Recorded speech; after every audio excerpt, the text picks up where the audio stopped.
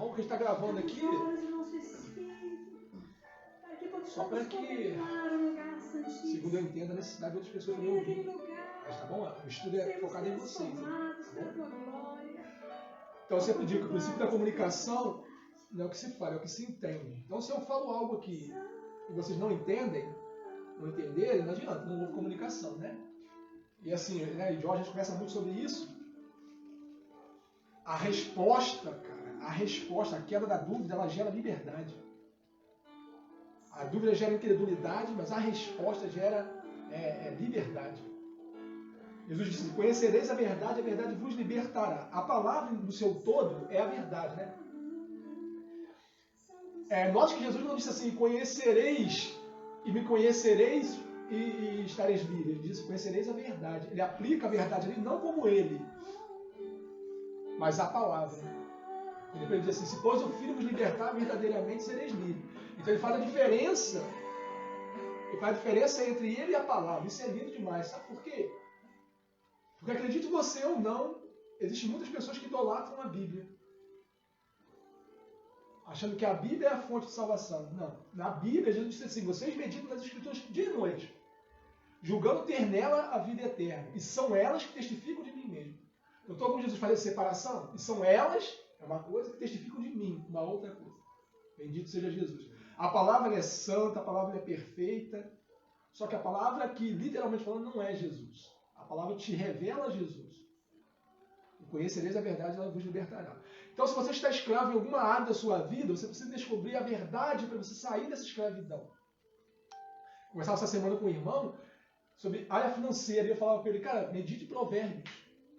Já compartilhei isso com o Diógenes também. Eu falei, o Senhor vai te dar as instruções necessárias. Se você não encontrar a instrução necessária em Provérbios, eu acabo com a minha vida. Porque é um livro que vai quebrar a espinha da miséria. É o livro de Provérbios. Amém? Mas nós estamos aqui, para você que chega também nessa live, aí nós estamos aqui na jornada. A jornada de um remido. O que é um remido, Marcelo? Um remido é um homem que foi perdoado dos seus pecados. Que foi limpo dos seus pecados. Então nós estamos com base aqui no Evangelho de São João, capítulo 14, verso 6. Porque Jesus vai liberar uma declaração aqui que nós que somos ocidentais, nós não entendemos muito. Nós temos a mente de ocidental, então nós entendemos muito. Então, com a intenção do meu coração aqui, creio que o Espírito Santo colocou isso em mim. Entender o texto com a mente de um oriental. E, se possível for, com a mente de um oriental com quase 2000 anos atrás, mais de 2000 anos atrás. Com a mente de um hebreu, de um judeu, perdão, de quase mais de 2000 anos atrás. Porque há uma diferença entre israelita, hebreu e judeu. Quando o povo sai de Israel, eles são os hebreus. É o povo hebreu.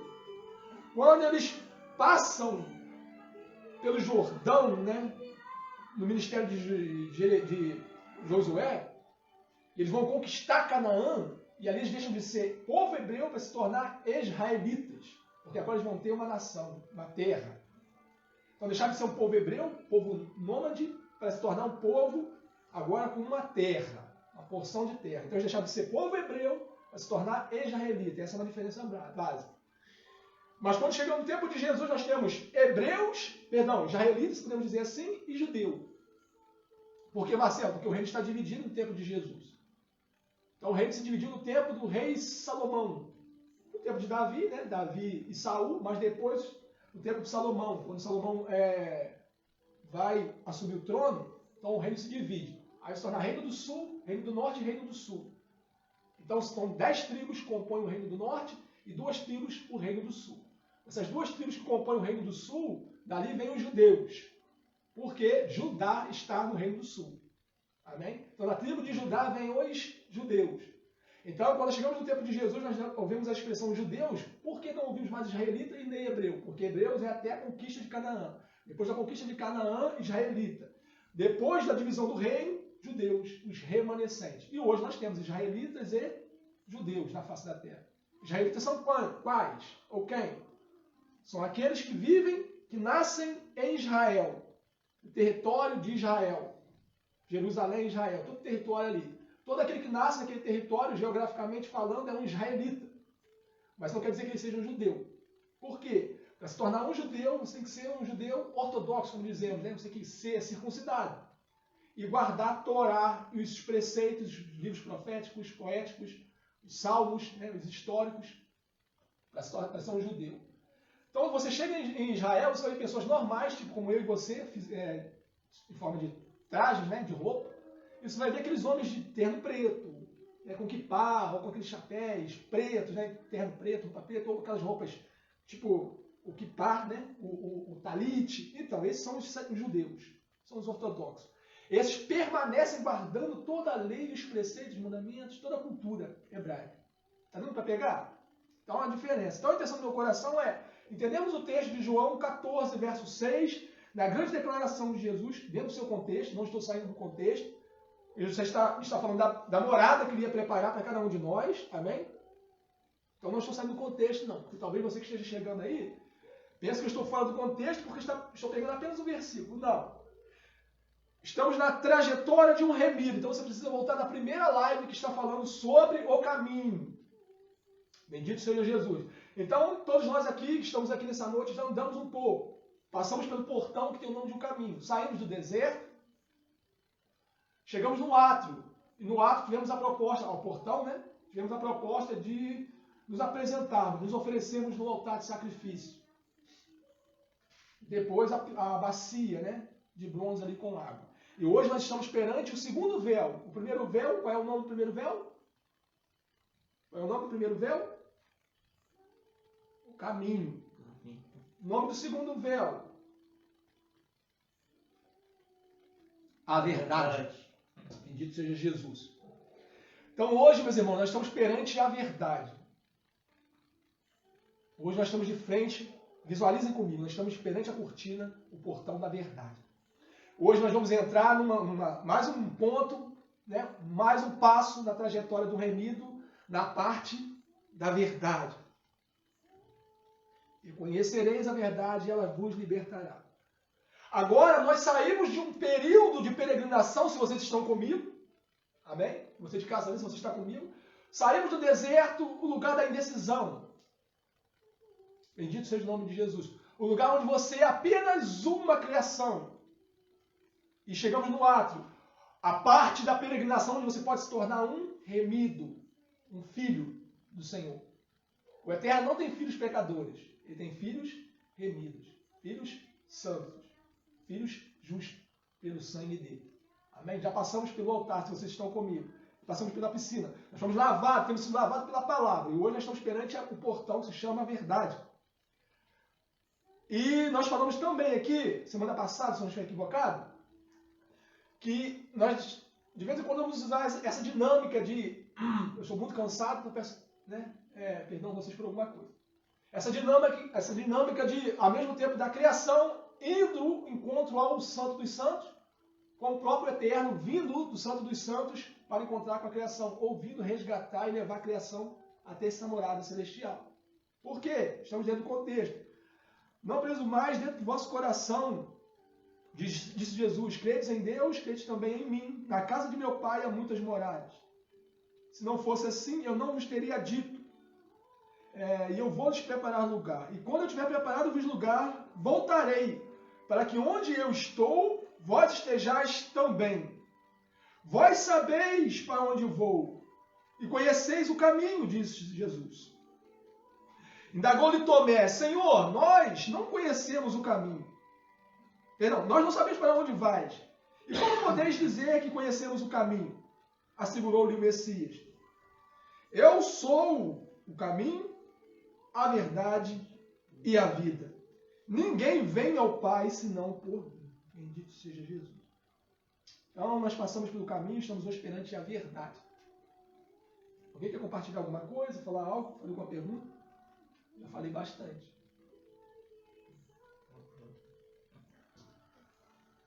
Saímos do trajeto, se vocês estão comigo. Passamos pela parte onde o sangue de Jesus nos purifica. Não que o sangue de Jesus não nos purifique. Porque lembra que eu falei que o sangue de Jesus nos purificou? Está nos purificando e já nos purificou pelos pecados que haveremos de cometer. Amém? Então, só recapitulando aqui, porque talvez você que esteja chegando aí, pense que eu falei uma heresia. Nós não somos pecadores mais, Marcelo. E por que pecamos? Porque nós somos pecadores que ainda somos santos que ainda pode pecar. Porque essa natureza que deseja o pecado só será retirada de nós completamente quando seremos glorificados. Enquanto não formos glorificados, nós não podemos ter uma vida sem o nível de pecado. Pode ser pecados externos, mas talvez pecados internos teremos. Porque nós estamos presos nesse velho tabernáculo, como diz o apóstolo Pedro. Nós estamos presos nesse povo, nesse templo aqui. Mas nós vamos receber um tabernáculo diferente, um tabernáculo semelhante a Jesus. O tabernáculo é casa, o tabernáculo é tenda, morada, amém? Nós moramos dentro desse corpo aqui, essa é a nossa casa. Nosso espírito, nossa alma mora aqui dentro. Assim como o Eterno morou dentro de um corpo de um judeu chamado Jesus, assim somos nós. Amém? Então essa matéria aqui receberá um corpo glorificado. Porque Paulo diz que carne e sangue não herdam o reino dos céus. Bendito seja o nome de Jesus. Carne e sangue não herdam o reino dos céus. Um corpo glorificado vai herdar o reino dos céus. Então nós passamos pela peregrinação do perdão, onde nós aprendemos o que é o perdão do Senhor, o que é o sangue de Jesus, o que é o lavar, o batismo, o que é o poder da água. A palavra como água, nos limpando por dentro e por fora. Uma limpeza não só externa, mas interna também. É o poder da palavra. O autor de Hebreus, eu entendo que seja Lucas, ele fala que essa palavra, ela nos limpa no nível externo, no nível interno, mas num nível interno que nenhum outro ser ou uma outra coisa pode penetrar. Né? A palavra diz em Hebreus que faz divisão. Essa palavra, como uma espada, ela entra tão profundo a ponto de fazer divisão entre juntas e medulas. Olha que coisa cirúrgica. E espírito e alma. Eu desafio qualquer ser humano para me mostrar a separação entre o espírito e a alma. Onde está a separação do espírito e da alma do ser humano? Amém? Mas a palavra tem esse poder de fazer essa separação. Ela separa o que é carnal, natural, carne, corpo. Eu falo carne no sentido de pecado, quando eu falo corpo, necessidades naturais. Separa também a alma, né? Desejos emocionais, né? Área emocional, né? Área sentimental, área interna e espírito. As coisas santas que em nós estão. Uma delas, a porção da presença do Senhor que foi soprada nas narinas do primeiro homem lá no Éden. Bendito seja Jesus. A própria porção do eterno em nós. Então ele faz essa separação. Esse é o poder da palavra. Mas nós estamos caminhando, estamos numa peregrinação. Por quê? Porque nós queremos chegar, como Jesus disse aqui, aonde eu estou. Aí tu vai falar, eu não conheço esse caminho. Mas você está conhecendo junto comigo, pelo poder da palavra. Amém? Jesus falou assim, eu sou esse caminho. Eu sou esse caminho. E agora nós estamos na parte da vida. Eu sou a vida. Primeira porta, o caminho. Segunda porta, o portão, a vida. Êxodo capítulo 26. Glórias a Jesus. Eu sou a verdade.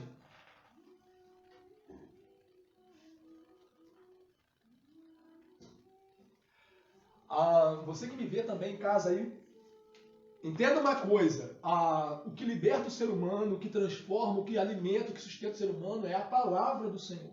Então se você estiver aí comigo, entrou nessa live, permaneça.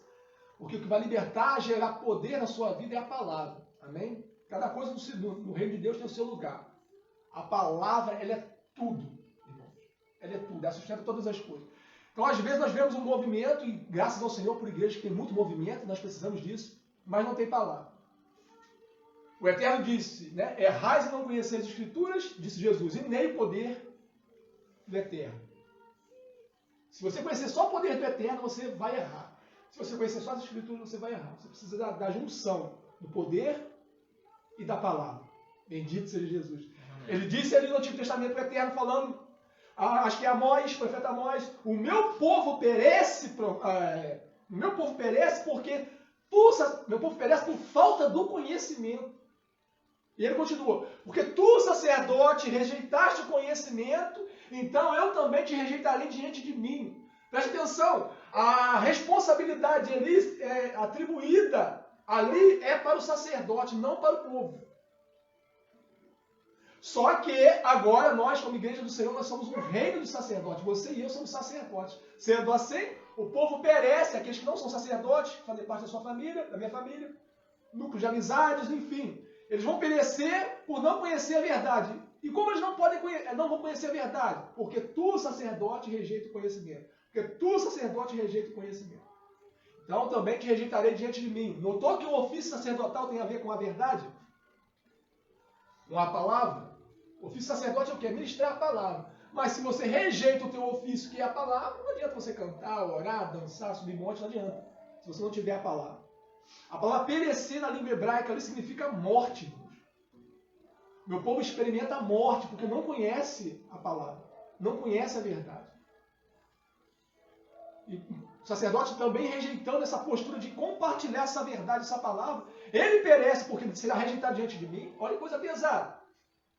Porque o Eterno não disse assim, você, sacerdote, será rejeitado perante o povo, não perante mim. Então, perante o povo, o sacerdote continua sendo sacerdote. Mas perante mim, não. Lembra da casa de Eli? Você tem que levantar Samuel para mudar toda aquela bagunça ali. Mas perante os olhos do povo, eles continuavam sendo sacerdotes. Mas perante o Senhor, não. Isso é muito sério, irmão. Porque a palavra é o que vai nos manter na presença do Senhor, nos fortalecer, trazer coisas novas, trazer libertação, trazer conhecimento e trazer vida. Jesus disse, eu sou a verdade. Que verdade que Jesus está falando que ele é aqui? Ele é a verdade, amém. Mas que verdade? Qual é o contexto? Qual é o texto pelo qual Jesus está liberando, se baseando para liberar essa palavra aqui? Ele disse aqui, ó, na casa do meu pai há muitas moradas. Os judeus de 2000 anos atrás, ou quase 2000 anos atrás, entenderam o que ele está falando. Os orientais. Os ocidentais talvez não, mas hoje você vai entender. Qual é a verdade que Jesus está falando que ele é? Êxodo capítulo 26. Êxodo 26, verso 36. Essa é a verdade. Quem pode ler para mim, por favor? 36. Verso 36. Farás também para a porta da tenda uma cortina azul, púrpura e carmesim, de linho fino, torcido, obra de bordado. E farás para esta cortina 5 colunas de madeira de acácia, e as cobrirás de ouro. Aleluia. Seus colchetes serão de ouro, e falhares a fundição, 5 bases de cobre. Uma pergunta? Você de casa também, se tiver alguma pergunta, você deixa aí e depois eu respondo. Então Jesus disse, eu sou a verdade. Que verdade é essa que Jesus está falando? É esse segundo portão. Agora nós saímos da parte, recapitulando algumas coisas aqui, nós saímos da parte do trajeto, do caminho, que é uma parte de purificação, de perdão, de libertação. É um processo quando nós chegamos à presença do Senhor, recebemos a salvação, lembra o portão? Recebemos a salvação de Jesus, o altar. Então temos um longo tempo aí de purificação dos nossos pecados, pecados externos e pecados internos. Pecados que nós já fomos perdoados e pecados que já fomos perdoados também, mas continuam nos acusando na nossa mente. Então é um tempo de purificação, de libertação de maus hábitos, né? De práticas erradas. É um processo isso. Sim, tem pessoas que de uma certa forma, em algumas áreas, não todas elas, é assim a conversão. É algo instantâneo mesmo, é como nas bodas de Caná, né? Traz essa indicação. É da água para o vinho mesmo. Não é um processo de um tempo, não, é da água para o vinho. Mas em outras áreas não. Então o sangue, essa parte do átrio tem a ver com essa indicação. É a parte da limpeza, né? De tirar a poeira do deserto ali para você entrar no santo lugar. Há um lugar santo para você entrar. Há um lugar santo para mim. Esse lugar já não é mais um lugar geográfico, é um lugar no Espírito, irmão. Bendito seja Jesus. É um lugar que você pode estar aqui agora e estar desfrutando dele, porque é um lugar no Espírito. Mas para chegarmos nesse lugar, temos que passar por essa segunda porta, que é a verdade. Mas antes da verdade, passamos por esse ritual de sacrifício, onde começamos a mortificar as obras da nossa carne, a nossa vontade, a renunciar à nossa vontade e sonhos, porque esse é o projeto, esse é o Evangelho. O Evangelho nada mais é, por que o Senhor me chama para anunciar o Evangelho e viver dele? Por quê? Porque não é mais os meus projetos que importam nos seus. O Senhor te comprou e me comprou, irmãos. A palavra diz que todo ser humano que nascer nessa terra aqui, nasce e nascerá, são filhos da ira, são filhos do pecado, são escravos do pecado, perdão. São dominados pelo pecado. Você já teve uma experiência com uma pessoa que você vê que ela é viciada em determinada coisa e você diz, cara, por que você não se livra disso? E talvez alguns digam isso, mas talvez muitos não. Eu não consigo. Então, ele está sendo sincero com você, ele não consegue. Cara, por que você não toma vergonha na cara e para de beber? Olha o que você está fazendo com sua família. Não é falta de vergonha na cara. É falta de poder para a libertação. Ele é escravo daquilo. Não tem como ele deixar de fazer aquilo. A palavra diz que ele é escravo daquilo ali. Ele serve aquele vício ou aquele hábito. Bendito seja o nome de Jesus. Então Jesus nos arranca dessa escravidão, nos tira o domínio, o senhorio do pecado sobre nós e nos dá o senhorio de Cristo. Mas você não deixa de ser escravo. Bendito seja Jesus. Você não deixa de ser escravo. Só deixa de ser escravo, você só deixa de servir só o Senhor que muda. O seu Senhor era o pecado, o seu Senhor agora é Cristo. Quando Jesus disse, e conhecereis a verdade vos libertará, por que Jesus disse isso? Primeiro ele diz assim, o contexto, ele está pregando para os fariseus ali, e os fariseus tinham na sua mente o seguinte, nós somos judeus na carne, somos descendentes de Abraão. Então Jesus está pregando sobre libertação, ali, liberdade. E ele diz assim, os fariseus para Jesus dizem assim para ele, questionando o ensino de Jesus. Nós somos descendentes de Abraão. Como tu dizes para nós que nós precisamos ser libertos? Mas Jesus libera a declaração, esse é o contexto. O filho fica para sempre na casa, o servo não. Conhecereis a verdade e a verdade vos libertará. Aí dizem isso. Mas como assim? Somos filhos de Abraão. E ele diz assim, até das pedras o Eterno pode suscitar filhos a Abraão. Se pois o Filho vos libertar, verdadeiramente sereis livres. Um versículo antes ele diz, e conhecereis a verdade e ela vos libertará. Um versículo depois, por um versículo, a declaração dos fariseus, ele libera assim, se pois o Filho vos libertar, verdadeiramente sereis livres. Por que Jesus disse isso? Porque nesse tempo ainda valia, o Senhor ele tinha um escravo e durante 7 anos esse escravo ia servir esse Senhor. Quando acabasse esses 7 anos, esse escravo poderia escolher ou continuar servindo o seu senhor, ou ir embora. Só que assim, ele indo embora, dependendo do que ele tinha construído, a vida dele, né, a família, os bens que ele tinha construído, se ele tivesse construído debaixo desse senhorio, desse senhor, e ao sair, ele não tinha garantia de levar nada.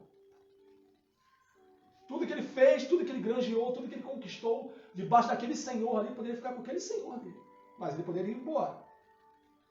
Mas havia isso, irmãos, às vezes o senhor era tão bom, mas tão bom, que o escravo não queria abrir mão desse senhor. E queria continuar servindo esse senhor. Então o que era feito? Então a orelha dele era furada. Né, e colocada ali um piercing, vamos dizer assim. Então aquela ali era a marca que aquele servo ali era servo daquele senhor para sempre. Mas agora ele ia ser servo daquele senhor de contínua vontade. Por desejo próprio. Não por obrigação.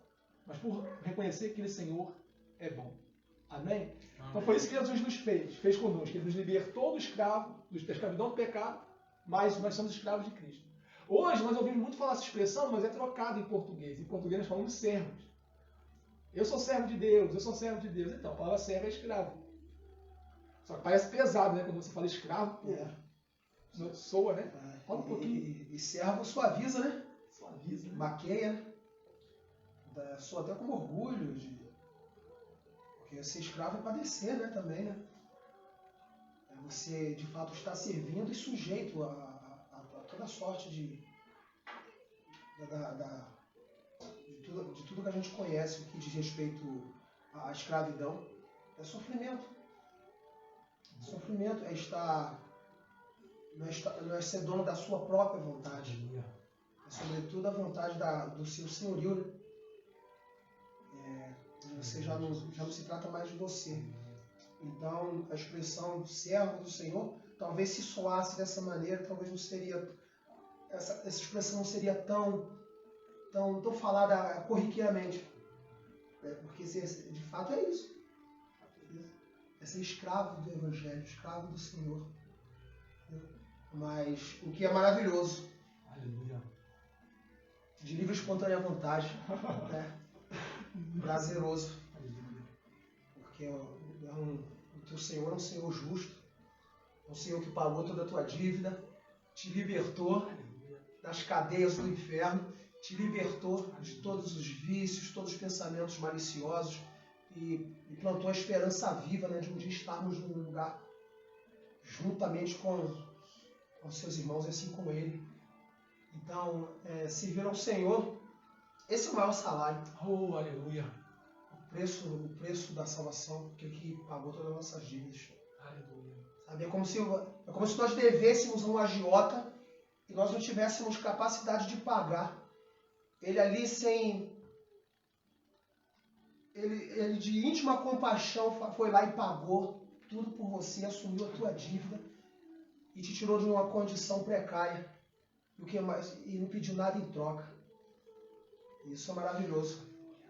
Então, esse é o grande Senhor dos exércitos, Oh, o autor e aleluia. consumador da nossa fé. Louvado seja o Senhor. Aleluia. Essa é a verdade. Ei, aleluia. Essa é a verdade. Essa é a verdade. Desafio qualquer um em todo o universo a me mostrar um Senhor melhor do que o nosso. Bendito seja Ele. Escravo não tem direito a nada, mas nós, como Jorge nos falou, temos recompensa por todos os nossos feitos e nossas obras. Então Jesus diz assim, eu sou a verdade. É essa verdade que o Jorge acabou de falar. Saímos de uma peregrinação de libertação, de purificação, de limpeza, como diz Hebreus, tendo a limpeza da nossa consciência, de todo pensamento contrário, de todo pensamento que não se submete à vontade de Cristo. O que é isso, Marcelo? É quando o Eterno diz, faça isso por sua palavra, você diz assim, mas eu quero fazer isso. Não, então o autor de Hebreus diz, tendo purificado toda a vossa consciência, toda a consciência de culpa, toda a consciência que te culpou ou te culpa ainda. O sangue de Jesus te purifica de toda essa falsa consciência, porque essa não é a verdade. Qual é a verdade? A verdade é, o sangue me purificou. O sangue me purifica. Bendito seja o E o Senhor. sangue há de me purificar. Se algum dia você está vivendo nesse altar, não estou profetizando, mas se algum dia você me ver caído, o mundo talvez vai me rejeitar como pastor. Mas o sangue de Jesus me dá uma chance novamente de subir e continuar pregando o evangelho dele. Essa é a verdade. Bendito seja o Senhor. E hoje nós estamos perante a porta que se chama a verdade. Agora, o processo que nós vamos entrar agora nessa peregrinação, Rodrigo, é uma peregrinação de discipulado. Sabe do processo de libertação, agora é o processo de discipulado. E o discipulado é o que é? Quando Jesus vem e cumpre a primeira parte, ele vem durante 30 anos, ele anda como átrio. Bendito seja o nome do Senhor. Mas quando ele começa a chamar, a proclamar a vocação dos discípulos, né? A comissão, perdão, dos discípulos, chamando os discípulos. Vinde após mim, vinde após mim, vinde após mim, vai até Pedro, vinde após mim. Porque agora ele vai dar início à segunda parte do seu ministério, o santo lugar. Porque agora ele está no átrio, mas Jesus está se colocando como santo lugar.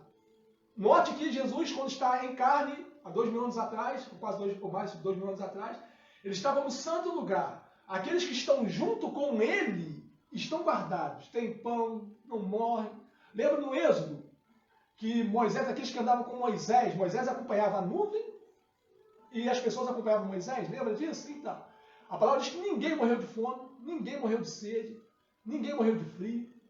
Bendito seja o Senhor. Ninguém morreu com calor. Bendito seja o Senhor. Por quê? Eles acompanhavam o Messias Moisés. Aonde Moisés está, note, quando Moisés saía da presença dele durante 40 dias, já perdeu a cabeça. Exatamente como Pedro. Quando Jesus é retirado durante 3 dias somente, Pedro volta a pescar, os discípulos voltam a praticar o que faziam. Por quê, irmão? Porque Jesus é o santo lugar no seu contexto de 2.000 anos atrás. Ele diz assim, o reino de Deus, ou o reino do Eterno, ou o reino dos céus está no meio de vós, não dentro de vocês.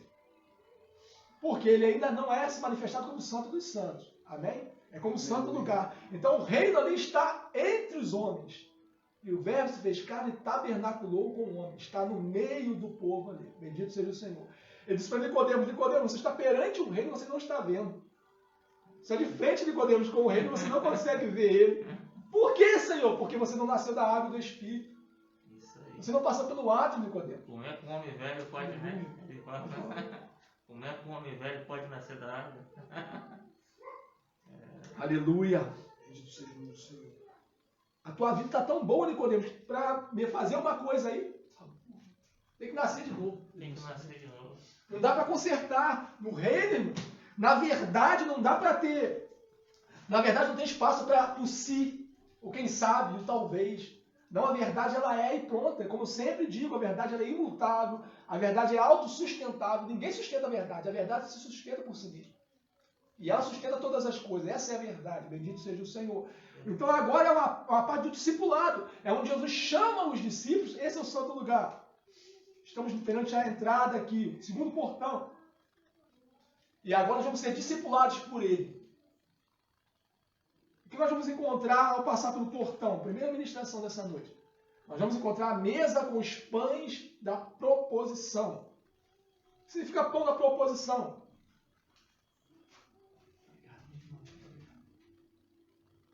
É o pão da presença.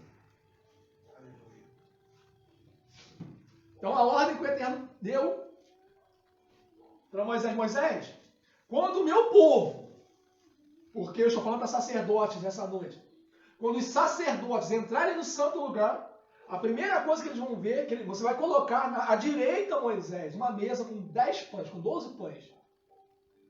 E esses pães se chamarão os pães da presença, os pães da proposição, os pães da presença. Bendito seja Jesus. 12 pães. Esses pães vão ficar aí, Moisés, durante 7 dias. Depois que acabar esses 7 dias, Moisés, vocês, sacerdotes, vão poder se alimentar desses pães. Mas só depois de 7 dias. Aí fica uma pergunta. Como pode um pão, Helena, ficar 7 dias e não endurecer? Estou falando de pão sem fermento. Quem sabe me responder? Como pode? 7 dias se passaram e aquele pão não estragou. Por que não estragou? Vamos lá, tem que tomar uma água.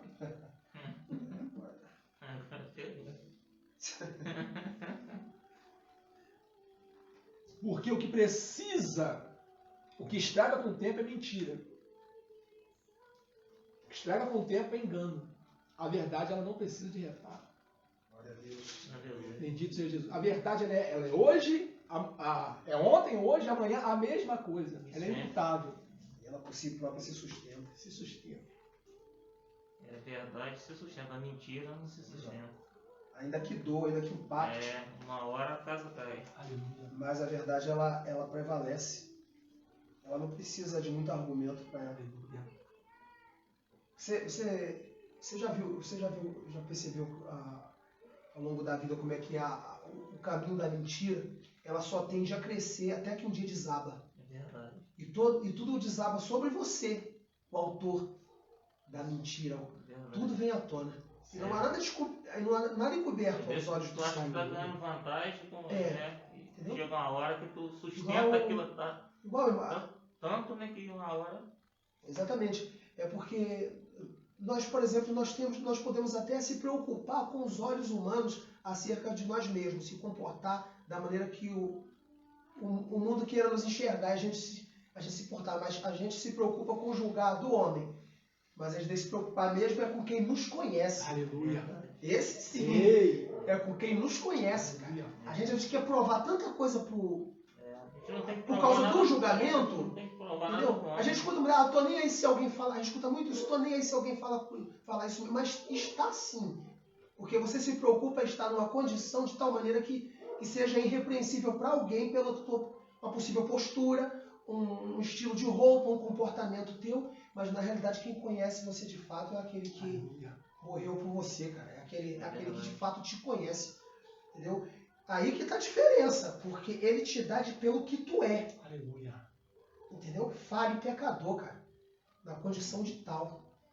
E tu não é exclusivo, tu não é especial, porque amor, cara, é abundante. Entendeu? Porque o mundo tem um louvor que eu gosto muito, que o título dele se o olhar de Deus fosse como o olhar dos homens, nós não estaríamos aqui. Entendeu? Porque é dessa maneira. Entendeu? Nós não estaríamos, cara, porque o homem é implacável. Mas Deus, na sua graça abundante, cara, ele nos dá condição. Entendeu? Nele. Sempre nele. Se tu ferir o ego do homem... Exatamente. Porque se a gente for, às vezes, até o próprio pecado, ele quer nos estacionar, nos impedir de avançar, de prosseguir. Como foi dito que nós não saímos na condição de pecador, mas reconhecendo quem somos e sabendo que Deus ele tem o poder para aniquilar todo o pecado. E o que acontece? A gente acaba sendo retido por uma postura, às vezes, algo que a gente fez, a gente esquece. Porque Jesus, quando mandou os 12 curar e fazer milagres em nome dele, Judas também estava lá, Ah, entre eles. Entendeu? Deixa. Pedro estava. Todos esses estavam. Mas Pedro negou a Jesus. é, Judas vendeu. Judas vendeu, deu um Você beijo entende? nele. Então, cara, se estivesse todos preparados, entendeu? É, Então, meu irmão, Deus é quem prepara, você entende? É. Isso pode parecer argumento para continuar na condição, mas não, cara. é. É para mostrar que nós não somos muita coisa. E pra tu ver que Se não estivermos nele. aqueles homens santos, né? Sim. Assim que Entendeu? caminhou com ele ali, Se encaminhou com ele. conseguiram pecar e não suportaram por causa da É. carne, não suportaram aquilo dali. A gente tem que evoluir muito para chegar até, né? Isso que a Bíblia fala que bem-aventurado aqueles que não viram E creem. e creem, cara. Entendeu? Porque eu estou imaginando andar ao lado de Jesus, a gente imaginando hoje, com a mentalidade, com essa pouca mentalidade que a gente tem acerca do Evangelho, o que significa a ressurreição, o poder da ressurreição na nossa vida. A gente saber o poder que há nisso. Se você imaginar que andar com Jesus, cara. É que na verdade a carne, Navegar com Jesus, a carne é fraca. testificar do o homem andando sobre as águas, quem andou sobre as águas ao chamado do próprio Jesus. A carne é fraca. Quando eles foram Curar paralítico em Cafarnaum. Entendeu? Cego de Jericó. Entendeu? Quantas e quantas. Entendeu? Multiplicação dos pães, peixes, vinho. Aleluia. Entendeu? Ressurreição. Entendeu, cara? Aleluia. É muita coisa. E esses discípulos, eles acompanharam tudo Sim. isso Sim. e no final ali não creram que eles, né? Porque quando a morte chegou, cara a cara, eles tremeram. Imagina nós que chega com um cara, né? Assim, vou apagar geral, aí todo mundo vai ficar assim, como assim? Mas se você vê o Evangelho, ele é tão insuportavelmente agradável e maravilhoso que ele faz todo esse conflito no homem, por fim, cara, ele mostra frutos no tempo certo. Verdade. Entendeu? Ele é tão implacável que o homem fica igual barata tonta. Que não suporta. Cara, Deus não existe, mas não existe mesmo, cara. Dentro de uma condição humana.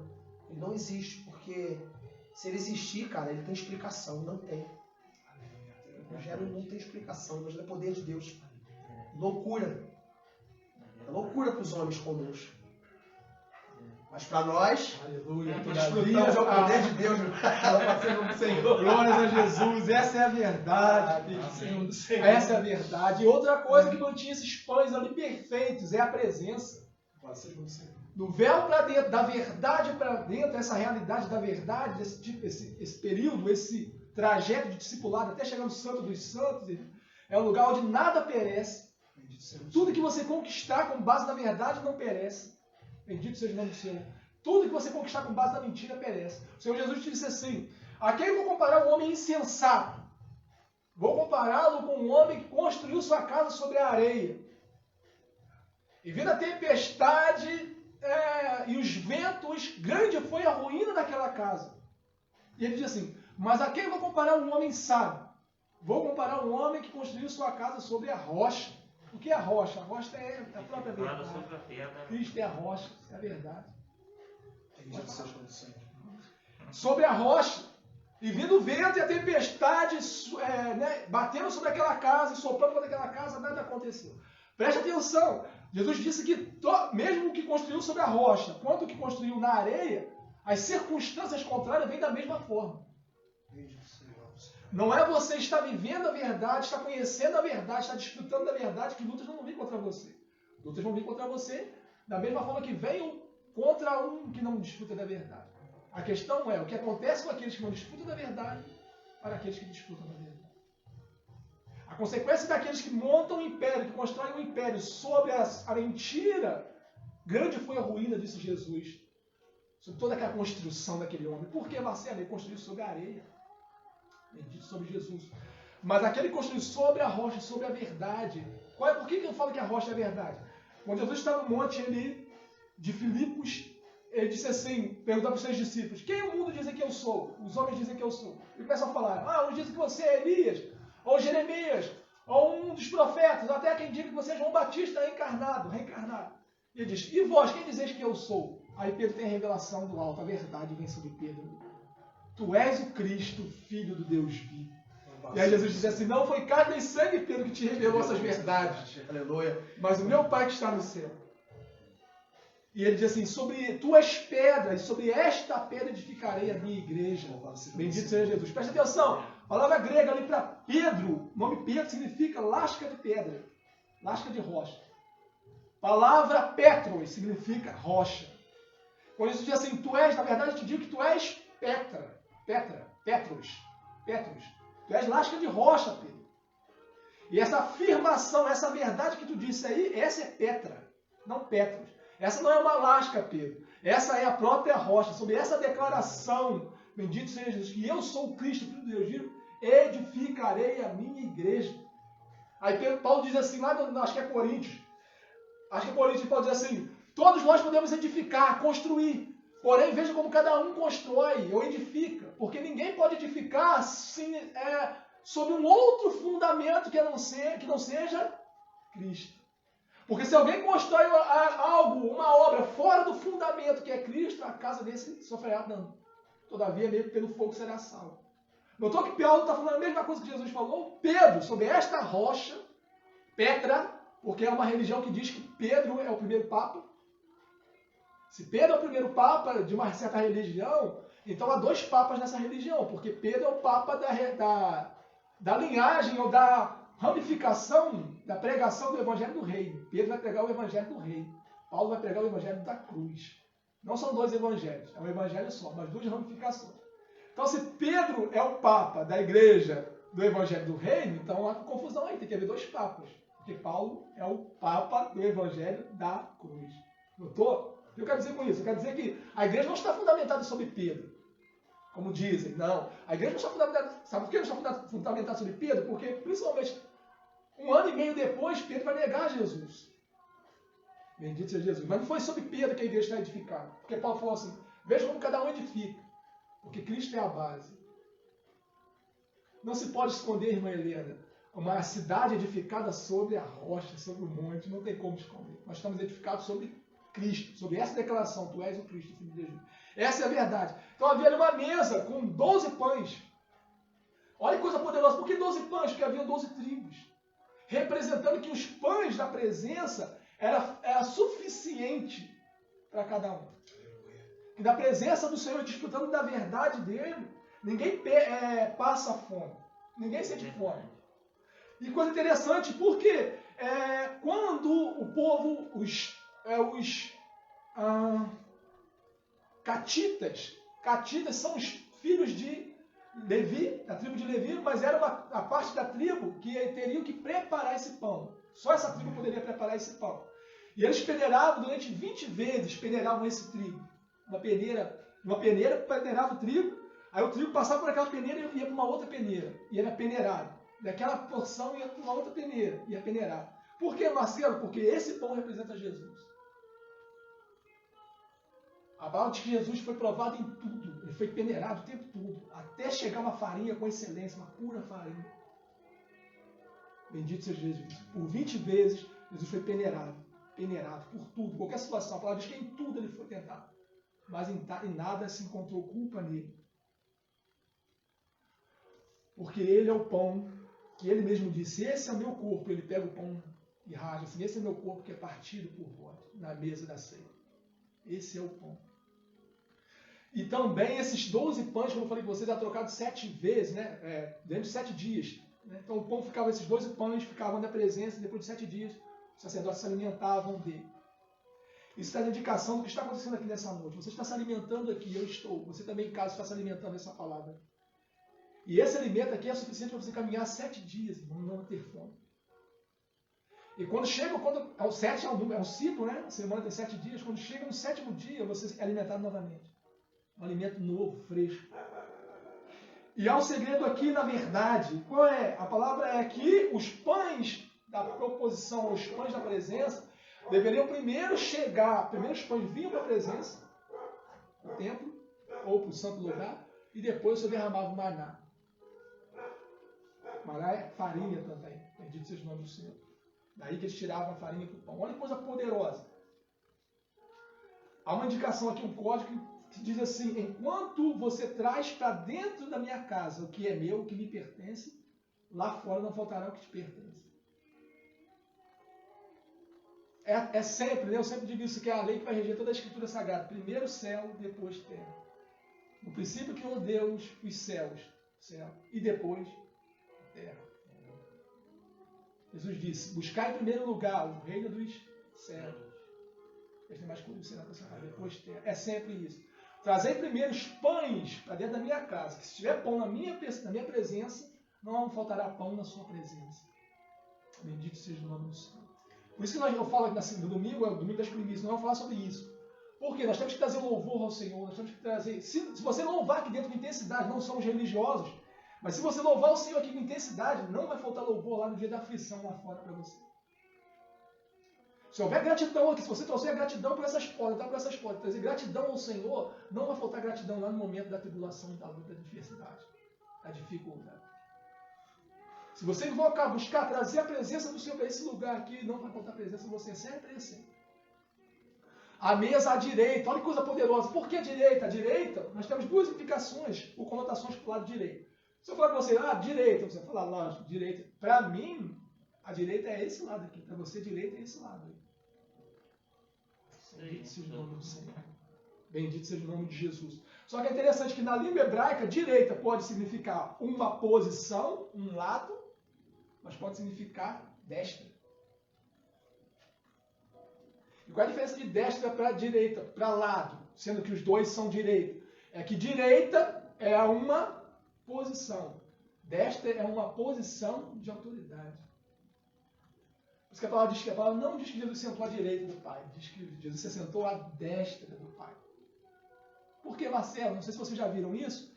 Em determinados reinos, quando um rei tem vários filhos, é um trono só, porque o rei está no trono. Não sei se vocês já viram isso em filmes medievais, né? O rei está no trono ali. E há vários tronos. Mas todos aqueles tronos não significa que são vários tronos, significa que existe um trono só. Todos aqueles tronos compõem um trono só, porque é destra. Notou que tanto os tronos que estão à direita quanto os que estão à esquerda significa postura de lugar de autoridade? Porque não é posição direita, é destra, lugar de autoridade. E os pães estão do lado, na destra do Senhor. Bendito seja o nome do Senhor. Significa isso, Marcelo. Se nós estamos caminhando no discipulado da verdade, e a palavra é a verdade, significa que quanto mais verdade você tiver dentro de você, mais autoridade você tem. Quanto mais você se alimentar dessa verdade aqui, mais autoridade você tem. Jesus é a verdade, mas ele foi treinado em tudo, foi peneirado, ele teve que viver a verdade. E lá no Getsemane, quase chegando, processo contrário, saindo do Santo dos Santos, quase chegando no altar de sacrifício, onde é a cruz, Satanás veio para tentar novamente. Primeira tentação de Satanás, grande tentação de Satanás, Mateus 4. Quando ele vai tentar opor Jesus ao seu caminho, verdade e vida, como entrada, como portão ou portal. E na última, lá no Getsemane, João 18, quando ele vai já não conseguiu tirar Jesus do caminho, porque Jesus veio por mulher, nascido de mulher, legalmente homem, né? Depois ele foi peneirado o tempo todo ali, né, santo lugar, e agora ele vai entrar no santo dos santos, fazer expiação por cada um de nós. E o que é interessante nisso? Então ele diz assim, aí ele está instruindo os discípulos dele na verdade. Ele ora, diz assim, Pai, santifica-os na verdade. A tua palavra é a verdade. João 17, 17. João 17, verso 13. Santifica-os na verdade. Separa, Pai, os na verdade. Consagra-os na verdade, Pai. Edifica-os na verdade. Alimenta-os na verdade. Sustenta-os na verdade. Transforma-os na verdade, Senhor. Revela a eles a verdade, Senhor. Por isso que ele falou assim, rogarei ao Pai, e ele vos enviará o Consolador, e ele vos ensinará toda a verdade. E ele vos ensinará a caminhar em toda a verdade. Bendito seja Jesus. Pedro não andou sobre as águas, irmão. No nível dos homens, Pedro andou sobre as águas. No nível do Espírito, Pedro andou sobre a verdade. Qual a verdade? A palavra liberada da boca de Jesus. Jesus, se é tu mesmo, se não é um fantasma, libere uma palavra, libere a verdade, para que eu vá até ti sobre as águas. E Jesus disse para ele assim, vem. Então Pedro andou sobre as águas. Agora tem um código poderoso aqui, sabe por quê? Porque Pedro, quando ele começa a pensar, lembra que eu falei que a verdade é absoluta? Mas quando chega o se, isso é um código que vai abrir uma outra ramificação. A verdade é absoluta, é o caminho reto. Mas quando o se, o talvez, o quem sabe entra, entra, você está tentando criar um outro caminho. Aí Pedro se afundou, começou a afundar. Só que tem uma coisa aqui. A palavra diz que Jesus vem, repreende Pedro, homem de pequena fé. Amém ou não amém? Né? Professores de português dizem que é errado falar amém ou não amém. Né? Amém ou não amém? Amém. Mas diz a palavra que ambos voltaram para o barco. Olha que coisa poderosa aí, o nível de revelação que os olhos não veem. Quem te falou que Jesus voltou com Pedro, carregando Pedro, vamos Pedro para o barco? Não. Pedro voltou andando na verdade. Pedro andou voltando sobre as águas para o barco. Ele esticou a mão e puxou ele até. Voltaram ambos para o barco. Pedro andou sobre a verdade. Na hora que tentou abrir mão da verdade, veio a dúvida, o medo, a insegurança e começou a afundar. A própria verdade deu as mãos dele, levantou novamente e colocou ele no caminho. Bendito seja o Senhor, Senhor. Essa é a verdade. Esse é o pão da presença. Esse é o pão que nos alimenta durante todo o tempo. À direita, à destra. Quanto mais verdade você tem, mais autoridade você tem. Você pega uma pessoa, irmão, que tipo, morador de rua, nada contra eles, né? O que faz diferença no morador de rua para mim antes era só o tipo de pecado que ele cometia. Mas sem autoridade, todo mundo passando ali, né? Há quem dá esmola, há quem não dá esmola ali. De repente o Senhor vai, essa pessoa conhece a verdade, o Senhor dá uma autoridade a essa pessoa começa a viajar o mundo, anunciando essa verdade que o libertou, que o tirou das trevas, com uma autoridade que até o reino das trevas se prostra perante aquele que está nele. A verdade que está nele. Essa é a verdade. Conhecereis a verdade vos libertará. Vou finalizar aqui. Porém, Jesus disse, eu sou o pão, eu sou a verdade. Ele coloca sobre uma mesa. Ele disse assim, quando ele está repartindo o pão na mesa ali, horas antes de ele começar o processo dele de peneirar novamente, ele vai ser crucificado, vai dar a sua vida por cada um de nós, vai dar o seu corpo como pão, como verdade por cada um de nós. Ele lava os pés dos discípulos e vai partir o pão. E ele fala que todos estavam limpos ali, com exceção de um, que era Judas. Bendito seja o nome de Jesus. E por que isso, Marcelo? Porque Judas, irmãos, ele não aceitou o processo de um remido, a trajetória de um remido. Judas pulou etapa. Judas não passou, como Jesus está guiando como Messias, lembra? Nós falamos no comecinho da live. Todos que estavam junto com o rei, né? Falamos de Moisés. Moisés indicava a falta de fome, ausência de sede, ausência de frio, de calor. Então, Judas ele pula a etapa. Judas ele quer desfrutar da mesa dos pães, que é o próprio Jesus. Ele é o pão, ele está ali na mesa. Ele quer desfrutar da mesa estando impuro. Ele quer desfrutar da mesa não vivendo a verdade. Ele quer desfrutar da mesa não vivendo da verdade. Ele quer desfrutar da mesa sem viver a verdade. Não teve altar na vida de Judas. Não teve morte para a sua própria vontade, para o seu próprio eu. Não teve um lavar da bacia. Judas não aceitou o lavar do Senhor. Bendito seja o nome de Jesus. João diz no seu evangelho que ele era o tesoureiro do ministério de Jesus. Ele vivia metendo a mão, né, na bolsa das moedas ali, roubando. Ele andando com a verdade, a própria verdade manifesta em uma pessoa ali, em um judeu, e mesmo assim, ele andando com a verdade, não teve sua vida transformada. Então, chegando agora na mesa, está na mesa, na presença do Pai ali, na presença do pão ali, e não vai desfrutar desse pão, porque Jesus não tinha ido para a cruz ainda. Eu quero deixar essa palavra de reflexão para a gente. Estamos na trajetória de um remido, escola messiânica, porque todos nós queremos trilhar esse caminho junto com o Messias sem pular etapas. E hoje nós entramos na passagem, no período discipular. Todos nós, para desfrutarmos desse pão, precisamos ser sinceros, viver a verdade. Honrar uns aos outros, nós como irmãos dessa congregação aqui, honrar uns aos outros. Zelar não só pelo caráter, mas pela reputação de cada um de nós aqui. Honrarmos pelo nosso lugar, zelarmos pelo nosso lugar. Zelarmos pelo ministério, pela pessoa, por aquilo que o Senhor está fazendo nesse lugar aqui. Porque aqui está a presença do Senhor. Não só aqui, como muitos dizem, mas aqui também. Amém? Vamos orar? Jorge, por favor. Que o Eterno seja glorificado. Que o Eterno seja exaltado por essa palavra aqui nessa noite. Bendito seja o nome do Senhor.